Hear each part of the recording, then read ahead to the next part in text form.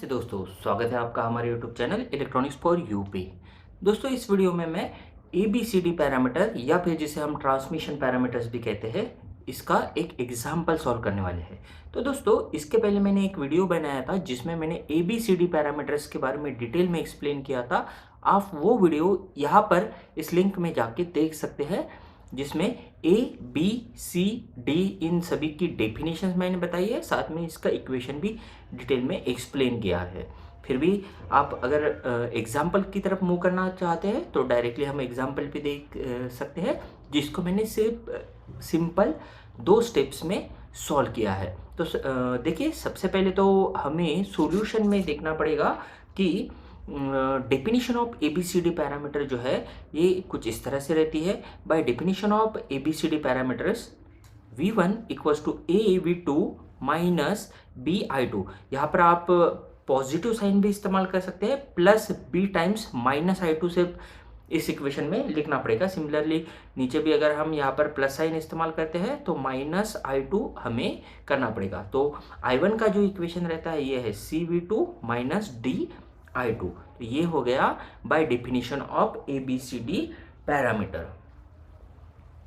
अब हमें respective values of A, B, C और D यहाँ पर कैलकुलेट करनी है। तो ये कैलकुलेट करने के लिए हमें 1 बाय 1 I2 और V2 को 0 कंसिडर करना पड़ेगा। सबसे पहले अगर हम I2 को 0 कंसिडर करते हैं तो हम A और C की वैल्यू यहाँ पर फाइंड कर सकेंगे। तो दोस्तों देखिए, I2 यानी पोर्ट 2 का करंट है, पोर्ट 2 का करंट 0 करना है। करंट कब 0 रहेगा? जब हम इसको ओपन सर्किट करेंगे।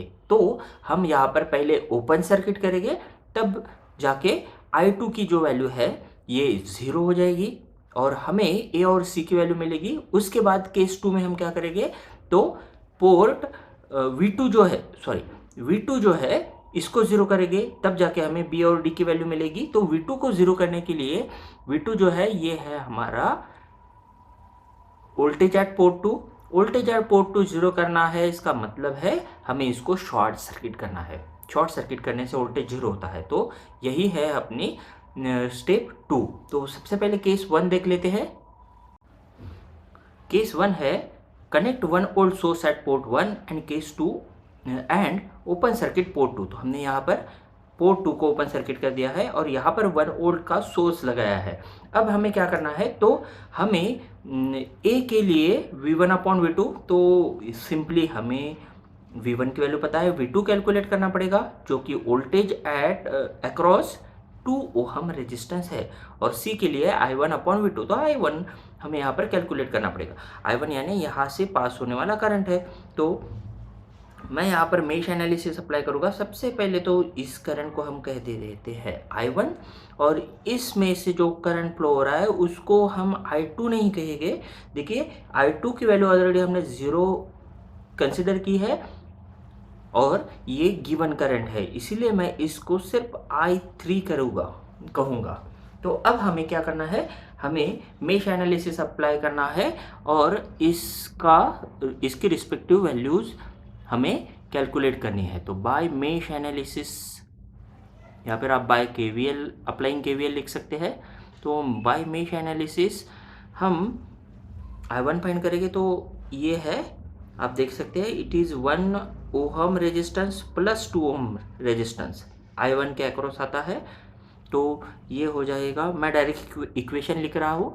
अगर आपको मेश एनालिसिस डिटेल में नहीं पता है तो आप फिर से यहाँ पर जो आई बटन पे लिंक देख रहे हैं वहाँ पर क्लिक कर सकते हैं और मेश एनालिसिस डिटेल में जान सकते हैं। तो देखिए, यहाँ पर हो जाएगा 3I1 और I3 जो है ये है, इसमें से अपोजिट डायरेक्शन में से फ्लो हो रहा है और ये है 2 ओम में से। तो minus 2 times I3 equal to EMF है अपना 1 वोल्ट का। ठीक है, इसको हम इक्वेशन नंबर 1 कर देते हैं। अब सिमिलरली लूप 2 को हम मेश एनालिसिस अप्लाई करेंगे। तो यहाँ पर देखिए क्या है, फिर से I1 के लिए लिखेंगे इक्वेशन। तो इसका और I3 का डायरेक्शन अपोजिट है। अभी हम लूप टू के लिए लिख रहे हैं, इसीलिए I1 की साइन यहाँ पर निगेटिव रहेगी, दैट इज -2I1 रहेगा। और I3 के लिए पॉजिटिव साइन रहेगी और सभी की एडिशन, सभी रेजिस्टेंसेस की एडिशन है यहाँ पर, यह है 5I3। यहाँ पर कोई EMF सोर्स नहीं है, इसीलिए इक्वल टू 0 आएगा। ये हो गया हमारा इक्वेशन 2। अब इक्वेशन 1 और 2 हमें साइमल्टेनियसली सॉल्व करना है। अगर हम ऐसा करते हैं तो इक्वेशन 1 एंड 2 साइमल्टेनियसली सॉल्व करने के बाद हमें यहाँ पर पहले मिलेगी I1 की वैल्यू, जो कि है 5/11 एम्पेयर। आप फ्रैक्शन में भी लिख सकते हैं, कोई प्रॉब्लम नहीं है, लेकिन मैं यहाँ पर इसको रैशनल नंबर्स में लिख रहा हूँ। ये है I1 और I3 जो है, फिर से आप कैलकुलेट करेंगे तो आपको मिलेगा 2/11। इसके अलावा आपको जो वैल्यू चाहिए वो है V2 की। तो जैसे मैंने बोला है, V2 is the voltage across this 2 ohm resistance. तो 2 मल्टीप्लाइड बाय करंट रहेगा, करंट इसमें से पास हो रहा है I3, तो 2 multiplied by I3, 2 multiplied by I3 है 2/11, which will be equals to 4/11। इसका यूनिट रहेगा वोल्ट। इस तरह से हमें अब वैल्यूज मिल गई है। ऑलरेडी हमने V1 जो है वो अज्यूम किया था 1 वोल्ट। अब देखिए दोस्तों, हमें कैलकुलेट करना है A और C की वैल्यू। पहले केस में हम A और C की वैल्यू कैलकुलेट कर सकते हैं। तो A की जो वैल्यू है ये रहेगी V1/V2। तो V1/V2 ये है उसका फॉर्मूला, और इसके लिए हमने अज्यूम किया था I2 इक्वल्स टू 0। ये है केस। तो V1 जो है इसकी वैल्यू है 1 वोल्ट, और V2 जो है ये है 4/11। इसीलिए हमारे A की जो वैल्यू है ये हमें मिलेगी यहाँ पर 11/4, 11/4। इसको कोई यूनिट नहीं रहेगा, ये हो गया हमारा A। सिमिलरली C की जो वैल्यू है वो है C इक्वल्स टू I1/V2 रहेगा, for I2 equals to 0, equal to I1 की वैल्यू है 5/11, V2 की वैल्यू अभी हमने कैलकुलेट की थी, ये है 4/11, 11 यहाँ पर कैंसिल हो जाता है, और हमें यहाँ पर मिलेगा C का value 5, C is equals to 5/4। तो 5/4 ये है हमारे C की वैल्यू। अब इसका यूनिट जो है यह है I/V, यानी इसका यूनिट रहेगा मो। तो C इज इक्वल्स टू 5/4।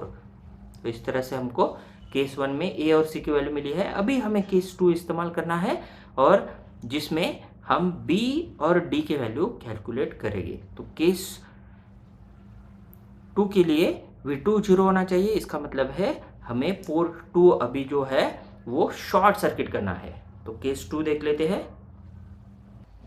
तो हमारे केस 2 जो है ये है connect 1 volt source at port 1 and short circuit port 2। तो देखिए यहाँ पर हमने क्या किया है, ये है अपना ओरिजिनल सर्किट, ठीक है, ये है ओरिजिनल सर्किट जिसमें मैंने अब देखिए पोर्ट 2 को शॉर्ट सर्किट किया है। पोर्ट 2 शॉर्ट सर्किट करना यानी इस केस में है ये जो 2 ओम का रेजिस्टेंस है इसको भी शॉर्ट सर्किट करना। शॉर्ट सर्किट से मैंने इसको रिमूव कर दिया है, तो ये हो गया है रिमूव, और V2 की वैल्यू हो गई है यहाँ पर 0। अभी हमें I2 और I1 यहाँ पर कैलकुलेट करना है, बाकी पूरा सर्किट वैसे ही रहेगा। तो ये हो गया अपना सर्किट। अब हम I1 और I2 की वैल्यू यहाँ पर कैलकुलेट करेंगे। सबसे पहले अज्यूम कर लेते हैं द डायरेक्शन ऑफ करंट।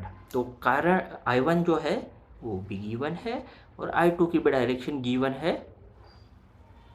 हो सकता है पॉजिटिव नेगेटिव कुछ साइन चेंज हो जाए, लेकिन यह है I1 और यह है I2। अभी फिर से हमें यहाँ पर मेश एनालिसिस यूज़ करना है। तो बाय मेश एनालिसिस हम क्या कर रहे हैं, पोर्ट 1 को लूप 1 को अप्लाई करेंगे मेश एनालिसिस। तो देखिए 1 + 2 ये हो जाएगा 3 टाइम्स I1। अब I1 और I2 की डायरेक्शन सेम है, इसीलिए यहाँ पर प्लस साइन आएगा, और I2 जो है ये 2 ओहम में से पास हो रहा है, so it is 2 times I2 equal to यहाँ पर 1 वोल्ट है तो इक्वल टू 1। इक्वेशन नंबर इसको दे देता हूँ 3। ये 1 वोल्ट सोर्स हमने यहाँ पर अप्लाई किया था, इसलिए ये 1। अब I2 के लिए हम कैलकुलेट करेंगे तो 1 + 2 फिर से यहाँ पर 3 है, 3I2 प्लस I1 और I2 की डायरेक्शन सेम है, इसीलिए यहाँ पर 2 टाइम्स I1 इस 2 में से पास हो रहा है इक्वल टू, अब V2 है यहाँ पर 0, इक्वेशन नंबर हो जाता है 4। इक्वेशन 3 और 4 को हमें साइमल्टेनियसली सॉल्व करना है, तो यहाँ पर आप लिख सकते हैं solving equation 3 and 4, equations 3 and 4। तो इक्वेशन 3 और 4 को साइमल्टेनियसली सॉल्व करेंगे तो I1 जो है इसकी वैल्यू आपको मिलेगी 3/5, 3/5 ये हो गया इसका यूनिट एम्पियर। I2 जो है ये आपको मिलेगा -2/5, इसका भी यूनिट एम्पियर। तो इस तरह से हमने I1 I2 की वैल्यू यहाँ पर फाइंड की है। V1 हमें ऑलरेडी पता है, V1 जो था ये था यहाँ पर 1 वोल्ट। बस इसी बेसिस पे अब हमें जो रिस्पेक्टिव पैरामीटर्स है उसे फाइंड करना है। तो जो हमारी डेफिनेशन थी उसके हिसाब से हमें B की जो वैल्यू है ये मिलेगी -V1/I2 और D की वैल्यू जो है -I1 फॉर्मूला जो है वो हमें मिलेगा -I1/I2। तो B इज इक्वल्स टू, सबसे पहले B कैलकुलेट करते हैं, ये है -V1/I2। इसमें V2 इक्वल्स टू 0 है, V1 की वैल्यू है 1, I2 की जो वैल्यू है ये है नेगेटिव साइन, सॉरी, I2 की जो वैल्यू है ये है -2/5, नेगेटिव नेगेटिव कैंसिल हो जाता है और ये हमें मिलेगा B इक्वल्स टू 5/2 और ये है एक इम्पिडेंस, इसीलिए यहाँ पर यूनिट रहेगा ओहम, दैट इज़ V/I यानी इम्पिडेंस। और D का जो फॉर्मूला है ये है D इक्वल्स टू -I1/I2, एक करंट रेशो है। I1 की वैल्यू अभी हमने कैलकुलेट की थी, ये है 3/5, I2 की वैल्यू आई थी, ये है नेगेटिव साइन, -2/5, 5 कैंसिल हो जाएगा, नेगेटिव साइन भी कैंसिल हो जाएगी और हमें मिलेगा D इक्वल्स टू 3/2। तो इस तरह से हमको A, B, C और D सभी की सभी वैल्यूज़ मिल जाती है। तो इस तरह से हम एक ABCD पैरामीटर का प्रॉब्लम सॉल्व कर सकते हैं। Thank you.